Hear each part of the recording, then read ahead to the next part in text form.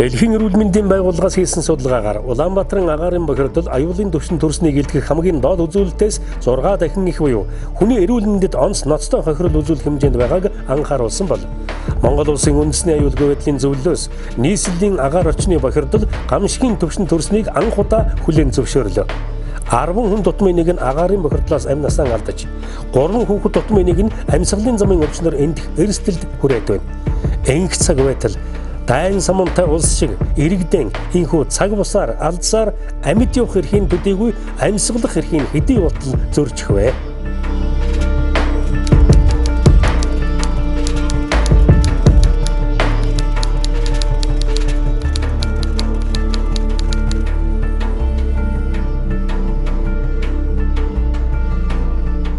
Утаа, уушиг, уур бухимдал, урагшгүй төр ундуудсан иргэд Улаанбаатарын төдийгүй улс орны минь өнөөгийн нийтлэг төрх. Эмнэлгүүд инэрл хөссөн хүмүүсээр дүүрэн. Энэ нийгэм төржигтэн саарл ирээдүйг харах итгэл саармаг болж.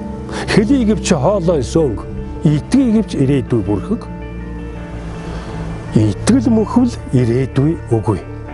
Гэсэн ч би итгэж байна. Уул дамнан буусан гэр хорооллын үе төмөн айлууд утаа гаргадаггүй орчин үеийн орон сууцнд шилжиж байж л бид утаанаас сална. Цаг үеийн олсон шийдлийг холоос биш хот дотроос нь бид ирлээ. Эрлийн үзүүрт байшин үйлдвэрлэх комбинат байснаас хэд дахин өндөр хүчин чадал шилдэг технологиор эргэн ирэхж байгааг сонсоод сонирхохоор зорилоо. Өнөөдөр нийслэлийн өнгө төрхийг тодорхойлж ирсэн нүдэн тарагдж байгаа барилга бүхэн бараг энэ үйлдвэрийн бүтээгдэхүүн байж байна.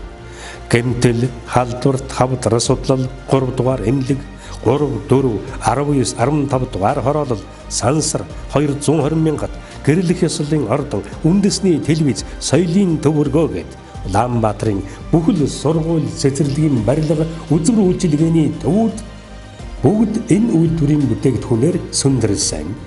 Өнөөдөрч үзэнж өнгө төрхөн алдаагүй чанар өндөр барилгуудад зүй ёсоор тооцогдож байгаа билээ. Тэгвэл 20 гаруй жилийн дараа энэ үйлдвэрлэл ахин цоо шинээр өрнөж өмнөхөөс хэдэн 10 дахин их бүтээн байгуулалтын чадалтайгаар хот хороолол хэрхэн сүндэрлэж болохыг харуулахаар дэлхийн шинэ стандарт тэргүүлэх чанарын үзүүлэлтээр үе хаалгаа нээхэд бэлэн болжээ. Намайг Натауши Сако гэдэг. Би 1995-аас 97 онд Монгол зам барилгын чиглэлээр ажиллахаар анх ирж байсан. Тухайн үед Монгол шиг эрс дээр суур амьсгалд хамгийн тохиромжтой асфальт зам тавих ажлыг хийж байлаа. Энэ зам одоо ч гэсэн эвдрэл илгэдэлгүйгээр Монголын ард түмний талархлыг хүлээсээр байдагт баяртай байдаг. Налдахаас Төв аймгийн Эрдэнэ сум хүртэлх зам гэхээр ихэнх монголчууд сайн мэднэ. Улаанбаатарын өвөл үнэхээр хүйтэн. Ийм нөхцөлд гэр хорооллын айлууд дулаан байхын тулд нүүрсээ түлхээс аргагүй. Харин эндээс гарч буй утаанаас үүсэх асуудал нь үнэхээр гамшиг юм аа. Үүнийг гарцуул шинэ төрлийн орон сууцны хороолол болон иргэд өөрийн хашаанд орчин үеийн халаалтын шийдэл бүхий орон сууцтай болох асуудал энэ тэргуунд яригдах ёстой. Манай эрлийн шинэ үйлдвэр ашиглалтанд орсноор шинэ төрлийн орон сууц эдлэг сургууль одон нийтийн байгууллага хямдаар баригдах бүх боломж бүрдэх юм аа. Ингэснээр агаарын бохирдол буурахад ач холбогдлоо өгнө гэж үзэж байна. Байшин үйлдвэрлэх комбинат ашиглалтанд орсноор барилгын өртөг үнэхээр огцон буурна. Барих арга техник маш хялбар, барилга босох явц асар хурдан болно.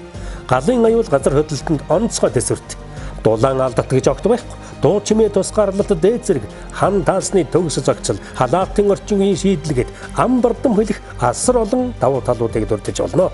Баруун Европын шилдэг дизайн стандартын дагуу барилгын орчныг цогцоор нь сургууль, цэцэрлэг, үйлчилгээний газар хэрэгцээд бүхэнтэй хамт тусгаж эд бүтээн байгуулалтын үе 60-аас 70 оны шиг шаргуу илүү эргкор турдаар байшин үйлдвэрлэж эхэлнэ.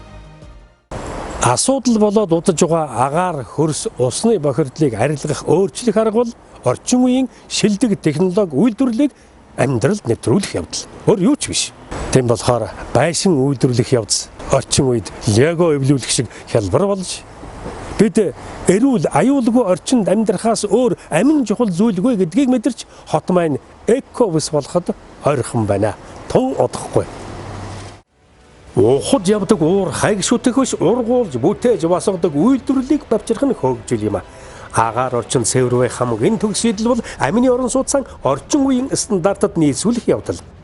Гэр хороолол, байшин хороолол болон сүндэрлэж, хашаанд нь халуунс, халаалт гэд хамаг асуудлыг шийдэж, асар хямдхан үнээр амар хэлбэр босхийг бид удахгүй харна. Энэ бүхнийг захиалах эцэд нь төлбөрийн асуудал дарамтгүй.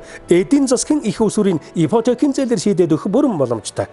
Төрөөс энэ мэт зохицуулалтын асуудлын төвөггүйхэн дэмжиж өгчүүл гэр хороолол, гэрэл цацруулсан, төвлөрсөн суудснууд болж Улаанбаатар тан уужуухан амьсгалах цаг ойрхон ирлээ.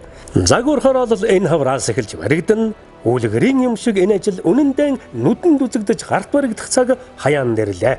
Харанхуйн дунд гэрэл гарч байж зүгэн олдог шиг олон бүтэхгүй дундаас онсон нэг л гэгээг олж харж тодруулж байж бид урагшлана. Чи даяараа болохгүй бүтэхгүйг шүтэх юм бол дампуурдын гэрмэг хүссэн хүсээгүй тулч чадна шүү дээ. Харин тэр болохгүй бүтэхгүйг давж хорон сэтгэлгээгээр энэ Монголын төлөө хийж чадаж бүтээж байгаагаа дэмжиж сэтгэлдээ гэгээ татуулж байж бид сэрнэ. Галуу юу лэхээс бусдад гарц заавал олддог гэдэгтэй. Гэрэл олъё, гэгээтэйг нь хай.